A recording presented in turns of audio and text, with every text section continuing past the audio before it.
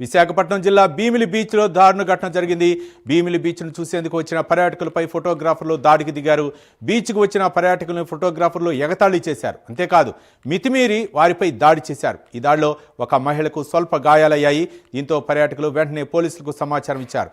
ఆ తర్వాత ఫోటోగ్రాఫర్లపై ఫిర్యాదు చేశారు. అయితే ఫిర్యాదు తీసుకున్న పోలీసులు ఫోటోగ్రాఫర్లకు వత్తాసు పలుకుతూ తమను బెదిరిస్తున్నారని పర్యాటకులు వాపోయారు.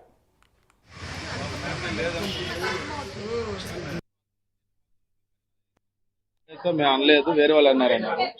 ఎవరో వాళ్ళు పిలిపించండి, మేము వేరే వాళ్ళు అనలేదు, వాళ్ళు వేరే వాళ్ళు వెళ్ళిపోయారు అన్నారు.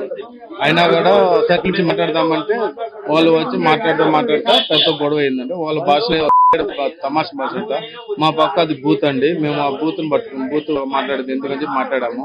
సరే స్టేషన్ పోదామంటే మేము లోకల్ వాళ్ళమండి, మీరు బయట వాళ్ళు మేము ఏమవుతున్నాను, సరే రాండి స్టేషన్ పోదామని చెప్పేసి పిలిచానండి. పిలిచిన పెద్ద వాళ్ళకి మేము చేంజ్ చేసుకోవడము ఇవన్నీ జరిగిందండి. మా లేడీస్ ని పట్టుకుని కొట్టడం, ఎక్కడంటే అక్కడ చేయడం అని చేశారు. మేము దాన్ని ఇంకా 100 ఫోన్ చేసి పోలీసులు పిలిచిన తర్వాత స్టేషన్కి వచ్చి మాట్లాడుతున్నామండి. మేము తిరుపతి నుంచి వచ్చామండి. అక్కడ ఫోటోగ్రాఫర్ భీమిలి బీచ్ లో ఫోటోగ్రాఫర్లు వచ్చి ఫోటో తీసుకోమన్నారు.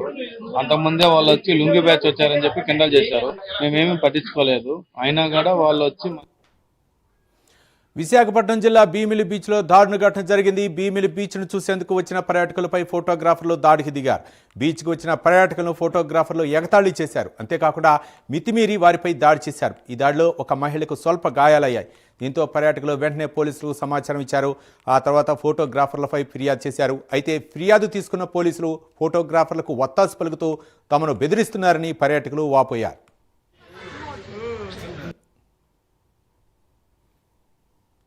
మేము లోకల్ వాళ్ళమండి.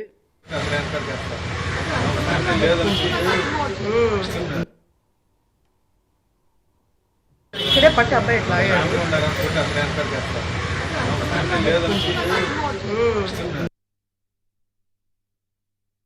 ఇక్కడే పట్టి అబ్బాయి ఇట్లా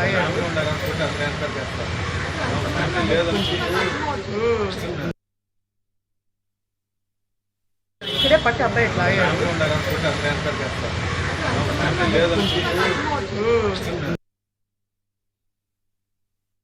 ఇక్కడే పట్టి అబ్బాయి ఇట్లా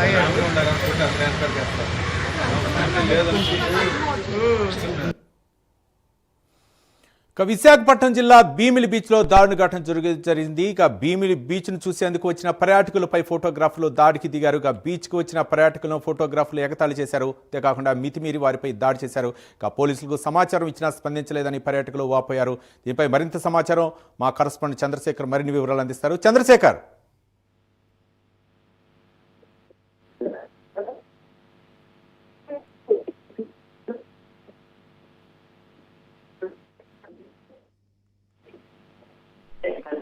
ముఖ్యంగా చూస్తుంటే విశాఖ పర్యాటక విశాఖ